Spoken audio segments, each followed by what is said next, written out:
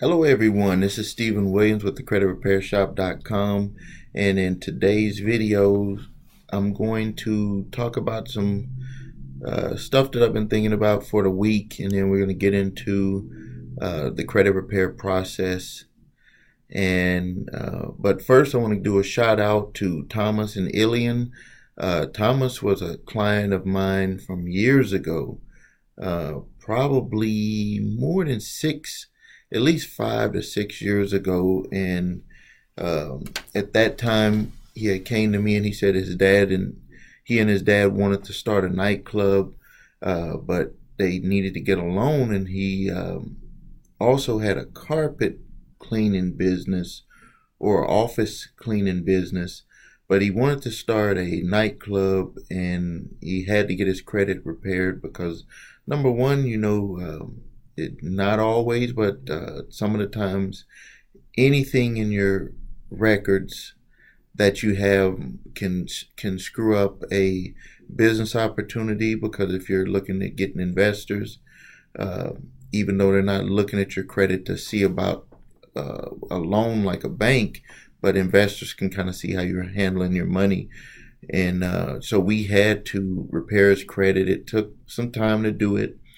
Uh, there were some outstanding accounts that we had to do some settlements on. There were some accounts that had gotten crisscrossed also because he and his father had the same name, and there were some things that was on his father's credit, and they went over to his credit just because they share the same name. And I think that happened because of when the addresses, when the collection agencies do their search with the computer, sometimes they can just pick up names that they see at the address, and if they submit to that person about a collection or debt, even if it's not theirs and they don't respond, that's how it ends up getting placed on someone's credit report. And that's what had happened to him. But we had taken care of all of that. Now, I believe it's been 5 years. He has a very successful nightclub. He had actually opened that a couple of years ago. And he's just started a real estate where he's buying homes, re uh, fixing them up, and then reselling them. And he's doing really good. And he's doing that with his partner, Ilian, which I was actually a customer of his with my publishing magazine. I remember he came to my office and he had talked to me about switching processors for our credit card that he could save money, and also the system at that time that they were using would link into the QuickBooks. And that was something that was important for my publishing business, is that when we would get customers credit cards, we wanted to have a safe place to put them and have it charged with the QuickBooks invoice when we needed it. And but I ended up using the service. He signed me up for that service, and it did end up saving me a lot of money, and it connected to the QuickBooks. And then now there's even extra benefits that have came with it by having the PCI compliance already set with that company online. I mean, that's getting away from it, but I'm just saying that I believe that with business that we all uh, should do business with each other. And this is just a way that it's kind of cycled and circled, where someone did business with me, I've done business with other people, and it kind of helps the community grow that way. Uh, I've also had a lot of conversations over the last week, and I had made a video that I'm having a hard time getting posted because it's only about 30 minutes, but the problem is that it's on my phone, and I'm trying to get it out of my phone. For some reason, it's not connecting to the computer. But I had talked about budgeting. I've read a story where even people that are making $100,000, $200,000 a year are still having problems budgeting their money. They're spending all of their money. They were even showing stories that they don't even people that are making 150, $200,000 don't even have $1,000 in the bank saved. That every dollar that's coming in is going out. I mean, they're just blowing their money. And the way that a person that makes a lot of money can end up spending the majority of their income on a monthly basis is by charging, doing a lot of stuff on credit cards. I've went through this myself in the 90s. I've seen business owners that I help get out of debt and fix their credit even now that make a lot of money. I'm talking about, I know some guys that are making $500,000 a year. And when I look at their, when we do a budget of all the money that they're spending, they're paying thousands of dollars per month on credit card, and they're just spending a lot of money, and they have a lot of vehicles, and in the mortgage is $3,000 to $4,000, in the property tax, the building that they're leasing for their store or restaurant, all of that stuff just adds up on them, and it just ends up to where they just can't make it. And no matter where you are, no matter how much money you make, the boat can be tipped over if you start spending more than you bring in. And if you let that multiply and pyramid month after month, you have to figure out a plan to work your way out of it. And that's something that we specialize in doing for our customers. But a person doesn't even have to come to someone like us. All you have to do is write it down on paper and look at where you're spending your money, and look at where you can cut, and then look at how you can start either getting rid of stuff and stop spending money on things that you don't need to spend it on. And so I mean, it's just something that a lot of people are going through when it comes to overspending.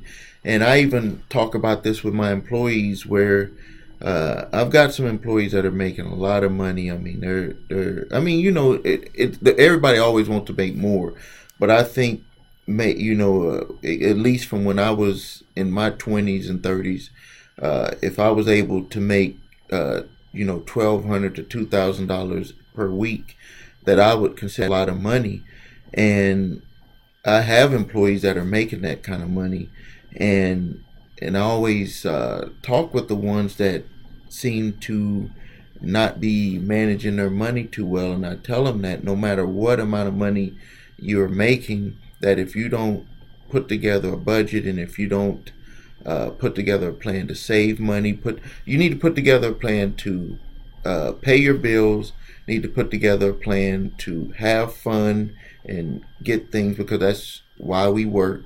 And you also have to put together a plan to save money. If you don't do that, you're going to find yourself in trouble in the future. And I do have those conversations with my employees. I have that conversation with a lot of people because it's something that I went through at one time, and I know that it can be hard when a person is, can barely or not even make all of their bills, where they're just barely getting by, and they know that they're in trouble. Now, let's talk about the credit repair process, because for some reason, I don't know, and I just want to get this out there, because for some reason, we've had people that sign up for the service, and I think they believe that we're psychics, like we're going to just know what's on their credit reports and be able to access their private data without their permission.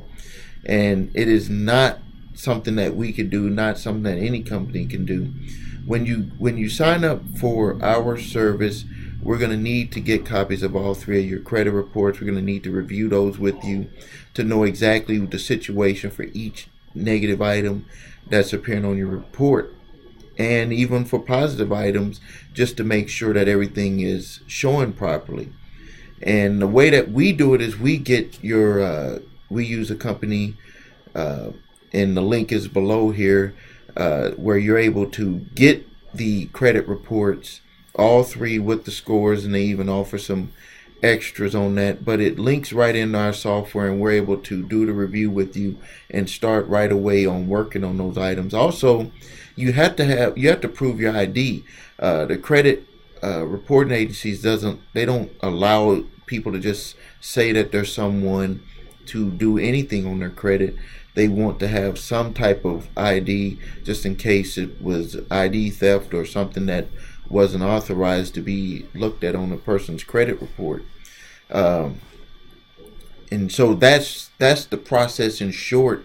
And then from that review, uh, we go had that conversation and go through each item to make sure that it's either showing properly, or it might be something that you believe you don't owe. It might be something that's outdated. It might be something that's showing incorrectly, whatever. But we go through that in the review. But I just wanted to get across that the credit repair process, we've had people that we had signed up, and then we ended up canceling their subscription for our service solely because they just didn't want to go through the process of getting that information.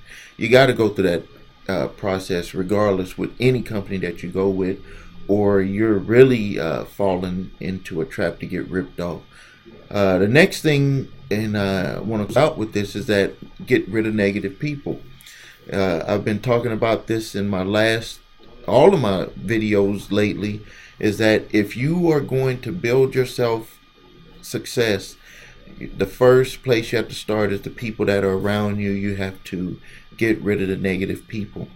And the way that you can understand that is that if you get around an individual and you feel that that individual is trying to do things behind your back, or they're making comments, or they're saying things, or it just doesn't feel like they're on your team, you need to have a sit down talk with that person and see if you can iron it out. And if you can't, you need to get rid of that person, get them off your team. It doesn't matter who it is, how close they are to you, because we have an internal mechanism within us, and consciously you're going to try to work and get along with each other, but subconsciously our bodies run more on our subconscious mind. That's where to give you an analogy of it, is that you don't have to tell yourself to breathe. You don't have to tell yourself right arm move up in the air, right hand wave. You don't have to tell yourself that it's like automatic. You know how to do it. Just like jumping on a bicycle, you don't have to teach yourself over and over again. The reason why is because that's in your subconscious mind.